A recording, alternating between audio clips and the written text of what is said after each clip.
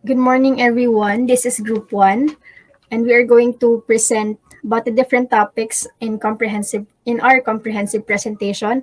And here are the presenters, Miss Bonita Casey, Miss Collado Marie, Miss Encio Era May, Miss Leanio Lanley Driel, Miss Sabandal Jocelyn, Miss Verde Ira Katrina, and Miss William Marine Marshall. Next slide, please. So the first topic is the ethical and unethical communication in the workplace, including work from home. Next slide.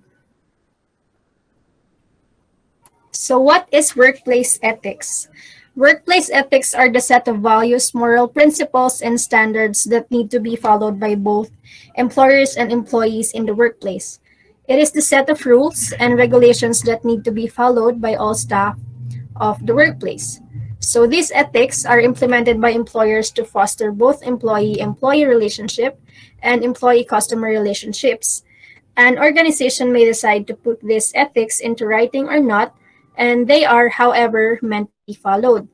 There exist some general workplace ethics that do not need to be defined by the employer, but are common ethical behaviors employees need to exhibit. In the same vein, or some organization specific ethics may need to be defined in a company handbook. So next slide. Example of ethical behaviors in the workplace.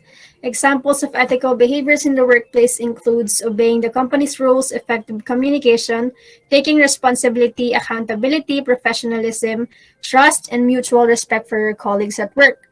So these examples of ethical behaviors ensures maximum productivity output at work and could be pivotal for career growth. Next slide. Number 1, obey the company's rules and regulation. At the start of an employee contract, companies may need the employee to sign various documents, including the company rules and regulation agreement form. Also, the employee may be given a handbook that may serve as a guide. And therefore, it is important that new employees properly read these rules and regulation in order not to defer them. Even in a work from home setup, employees should know the rules and regulations of the company because it is their responsibility to ensure as an employee that they don't invalidate the rules and regulations even they are at home.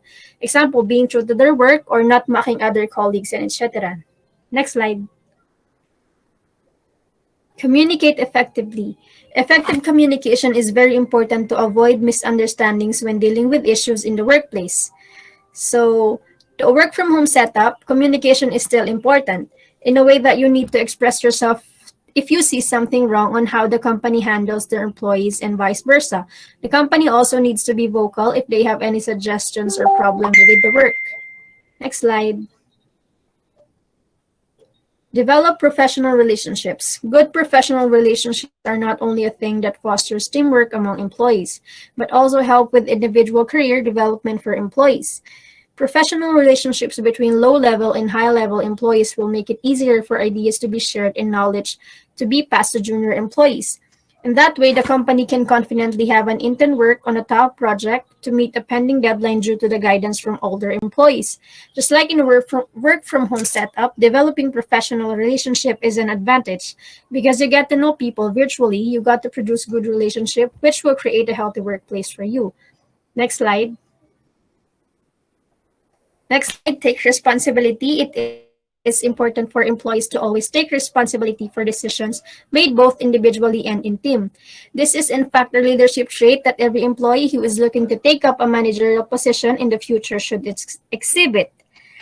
So if the strategy has gone the other way around, they wouldn't have said the same. In this case, like in work from home, if an employee did something wrong rather, then he or she should take responsibility from it because if the employers have seen that this person is true to them even though they are not meeting personally, it is a huge factor of them for trusting him or her for addressing the truth. Next slide. Professionalism and standards. There are professional standards that everything an employee does in the workplace. The use of informal words in a formal workplace is highly unprofessional. And in a work from home setup, as an employee, you should always remember to still be professional, even if it's in only virtual or on call. Because even if it comes to some point that some customers are being below the belt, you should always consider on what will be the consequences that you will receive if you did not take part in your standards and maintain the professionalism. So the next presenter will be Miss Casey Bonita. So next, I will be discussing the other ethical behavior in the workplace. So the first one is be accountable. So accountability is also a very good trait that everyone must have, specifically in our workplace. So in our situation right now, with the lack of face-to-face communication and limited remote monitoring abilities, it's difficult to know what each person is working on. So it is important to have a culture of accountability or being accountable. And it is because it helps build trust since they can be working from any part of the world. Uh, Messages and phone calls become their primary mode of communication. So it is really important to be accountable, which in turn build trust among who works from home.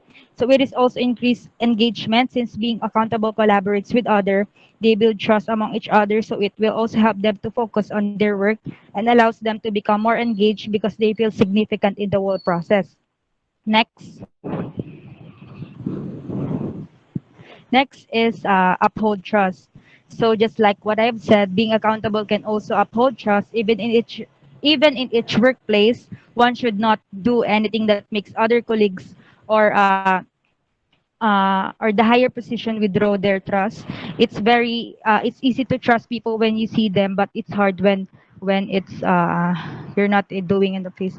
So awareness and communication is important. The important thing is to share important communication, important information that you have, so no one will be kept in the dark and understand each other. You should communicate often, be open and transparent, set clear expectations, focus on output over hours, and ensure you all have everything you need. Next. Next is show initiative without being told. So when you can assess the situation, you must independently take action to address it. So collaborating or helping each other shows initiative without being told. It will lead to being more comfortable in the ability to work independently and within teams.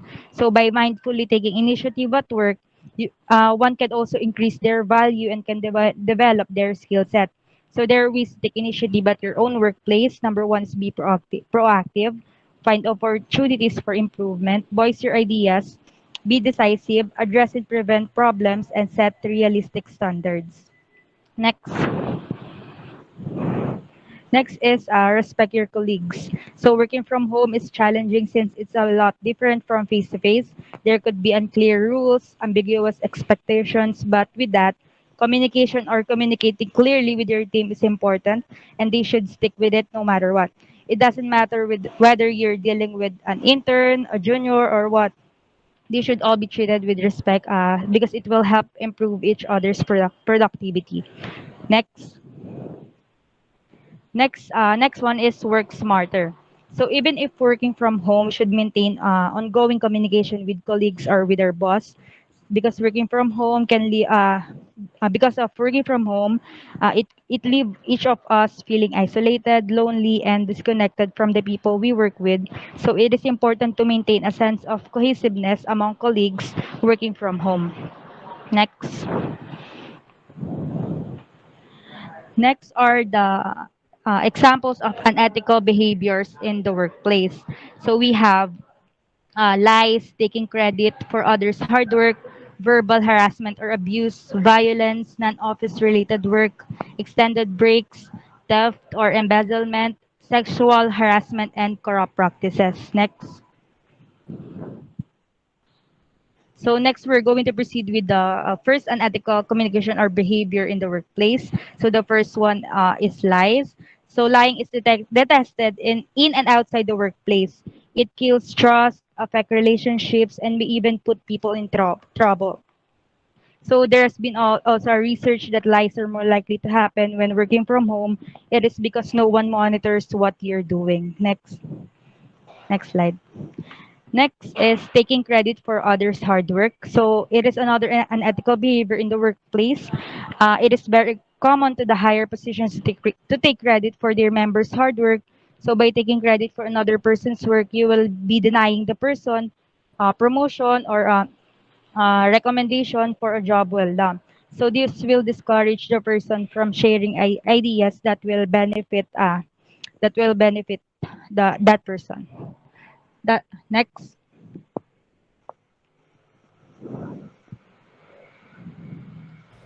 The next one is the verbal harassment or the abuse.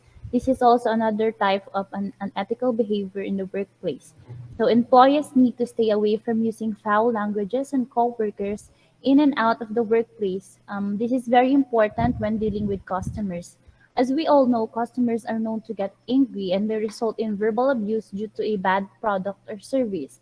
And this may even get insult you when you are at fault. As an employee, it is very important for us to know you don't use abusive words on customers no matter how provoked you are. So especially during this pandemic situation where there is a work from home situation, we must all be aware on the word choices that we are using because as the saying goes, whatever the situation is, customers are always right. Next slide, please. The next one is violence. Similar to verbal harassment, employees should not be violent when dealing with coworkers and customers. Customers may likely provoke you, but it is better to keep shut and walk away rather than turn violent. So, in dealing with this type of situation, it is very important for us employee to not be violent when we are talking with our customers.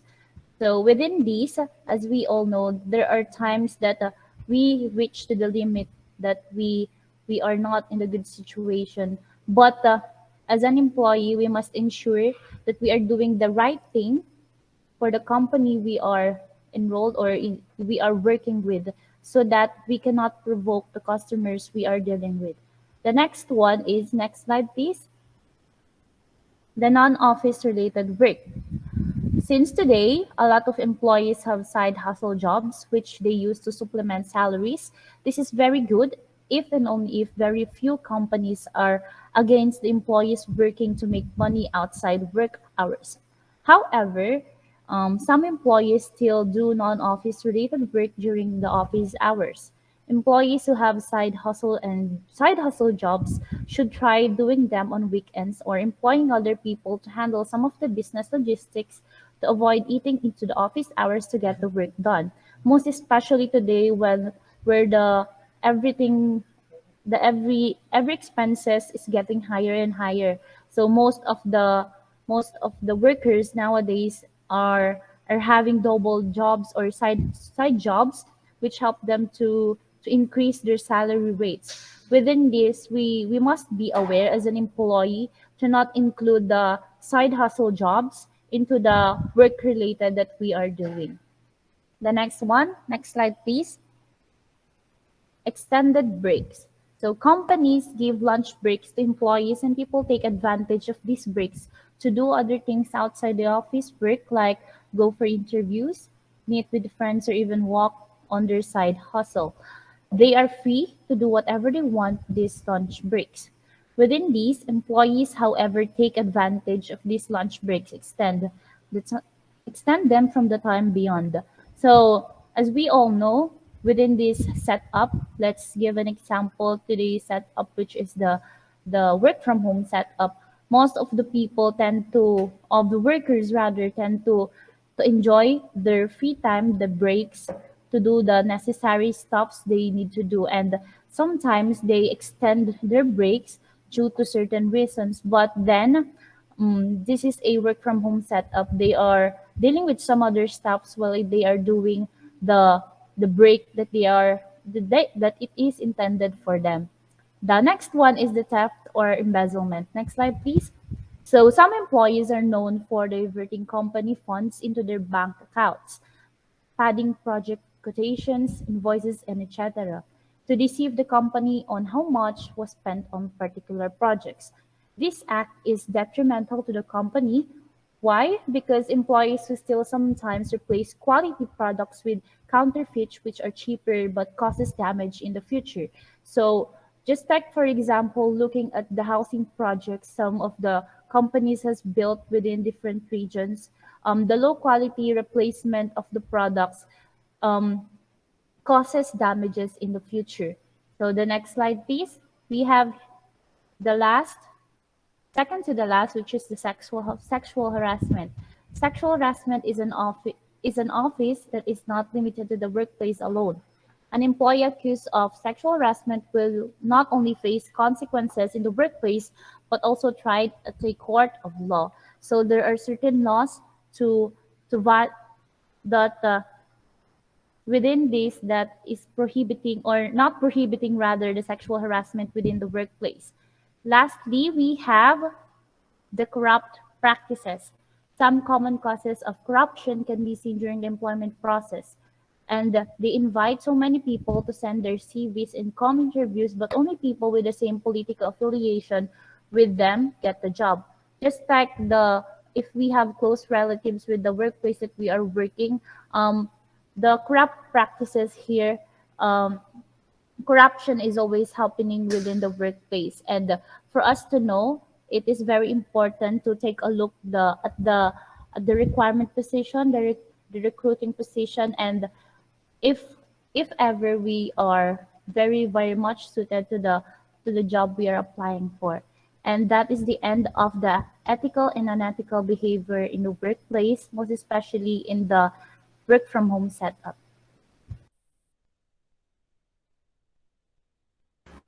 Okay, now let's move on to major reasons behind unethical practices. So it is a time to identify the causes why employees are tangled in such unethical conduct so their performance as well of the organization can be improved. First, we have poor leadership. So it's a common practice in offices where conflict or clash arises between a boss and an employee. Sometimes the leaders prefer one employee over another, so this is what we call the favoritism, or the boss unfair preferential treatment on one employee over another employee, or one employee takes the credit for the whole task and becomes the star in front of the boss. We also have poor management. So if the boss is marking wrong attendance, appearing late at the office, killing time by using the internet, taking long breaks, misbehaving with the subordinates, misusing his authority,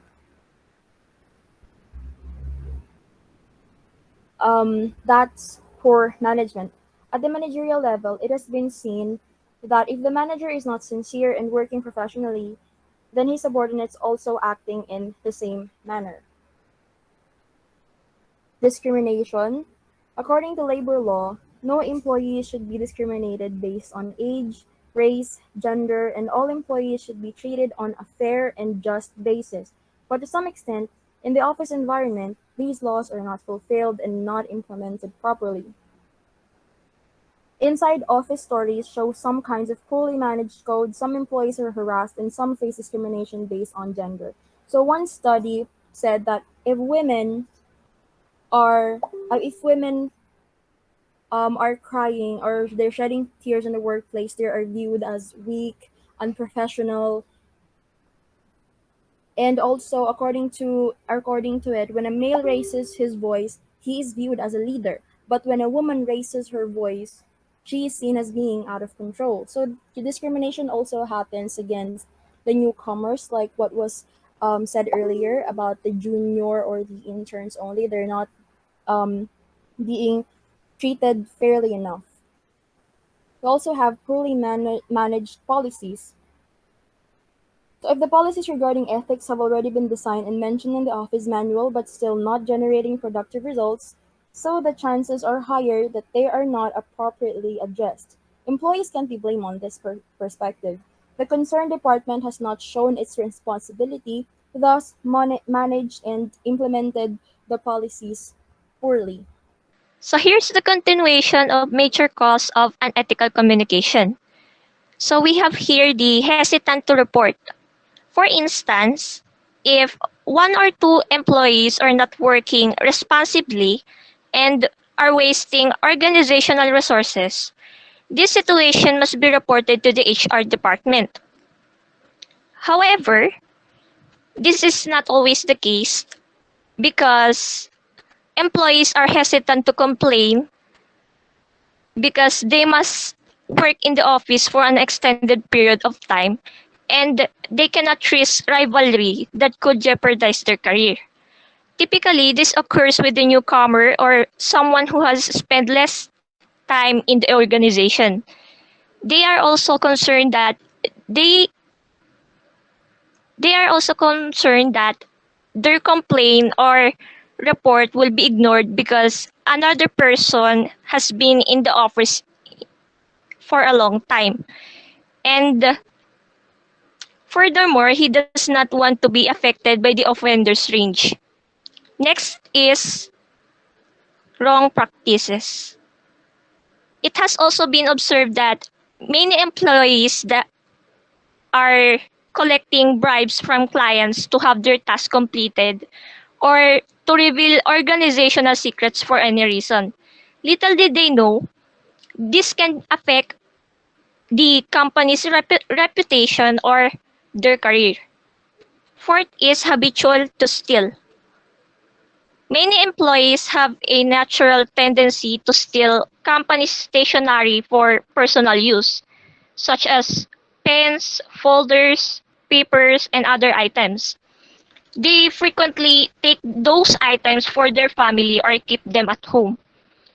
And lastly is liar by nature. This is also a common practice among unethical behaviors studied, as well as the managers. To avoid wrongdoing on their part, they adopt the name of their own subordinates. So those are the major cause of unethical communication, and we hope that you learn something from it. The next reporters are Miss William Marine and Miss Ensho. So, potential for communication abuse or any illegal ways. So, in this topic, we define some of these abusive behaviors and describe the criminal law that might address them. So, next, harassment. Harassment is when someone contacts you or does something to you that makes you feel frightened. Some states require that the abuser contact you repeatedly, but some laws cover one harassing incident. Also, some states address harassing behavior in their stalking laws, but other states may also have a separate harassment law. So, here's the note. Not every state has a criminal called harassment, but similar crimes found in each state. Sec- Second is threat.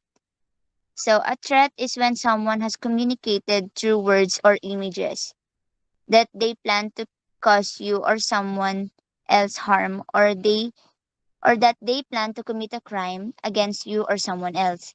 Some examples include threats to kill physically or sexually assault or kidnap your relatives.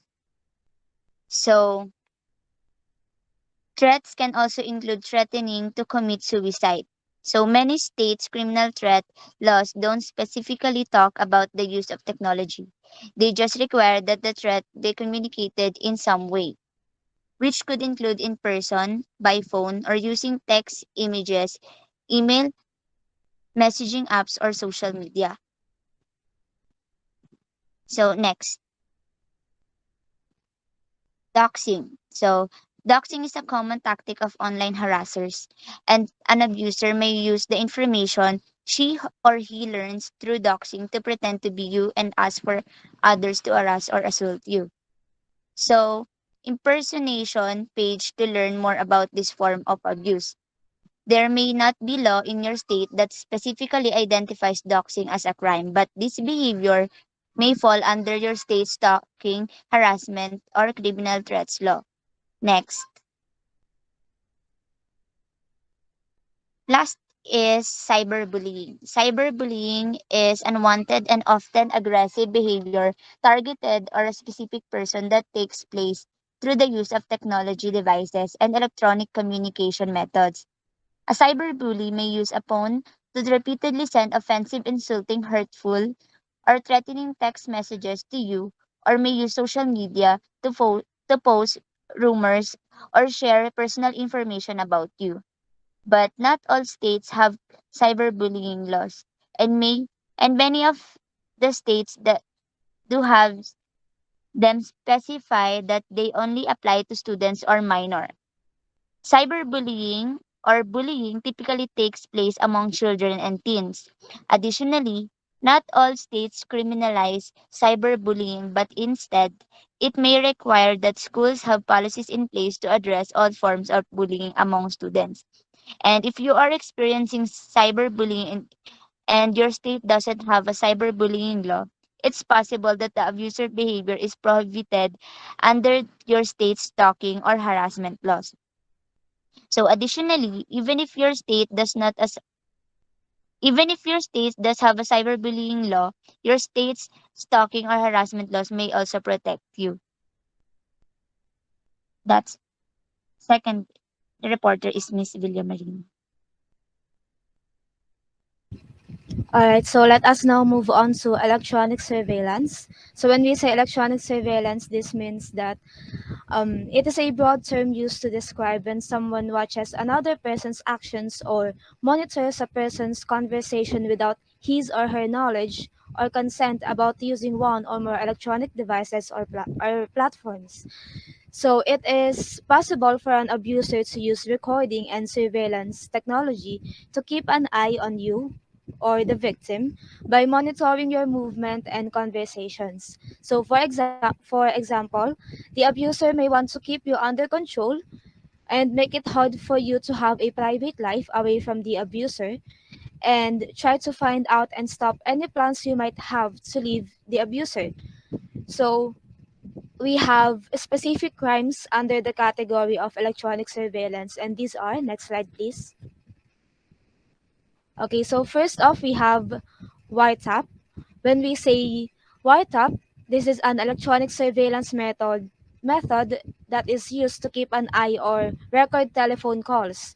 So it has also been used by abusers and stalkers to listen in and record phone calls. And there are laws in many states that make wiretapping a crime, but there are also rules about whether someone who is in a conversation can record it without the permission of everyone else. Next one, we have interception. When we say interception, people who aren't in a conversation can hear or them without record them when someone else uses technology to stop the communication so that the person who isn't there can hear or record the conversation. So interception laws usually apply to communication that isn't over the phone, like emails and text messages, but they can also apply to phone calls. Next one, we have eavesdropping. It is against the law to listen in or on record another person's private conversation without their permission, right? So people can eavesdrop on each other in many ways, some of which don't require a lot of high-tech equipment. Suppose you're talking on the landline at home and someone else picks up a receiver in your house. So if someone wants to record their conversation, they could use a simple tape recorder or an app or software to keep an eye and record your phone's conversations. Lastly, we have invasion of privacy or voyeurism.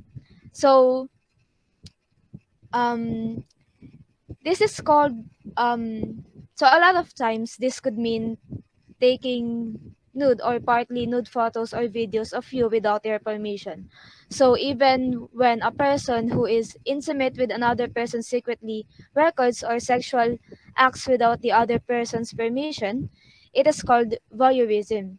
Because if you do this, you get sexual pleasure from it. So you can be charged with voyeurism if you don't have a law against invasion of privacy. So for example, if you videotape your sexual activity without your permission or knowledge, you could be charged with the crime of voyeurism. Next up, next slide, please. These are some of the laws here in the Philippines that can address crimes related to verbal and technological abuse. So the first one, we have Republic Act number 10175, or Cybercrime Prevention Act of 2012, which addresses crimes committed against and through computer systems, and it includes substantive rules, procedural rules, and also rules on international cooperation. Next one, Republic Act number 9262, or Anti-Violence Against Women and Their Children Act of 2004. This do not apply on technological abuse, but rather on verbal abuse as well, since verbal abuse or communication abuse is also considered as an abuse. So this law defines violence against women and their children as an act or any series of act against women or his wife. They will be liable to this crime. So if ever you are experiencing such crimes, you may discharge, or this loss can be charged against your abuser. Next slide, please. All right, so these are the references, and I think this will be the end of our presentation and report. And thank you so much for listening.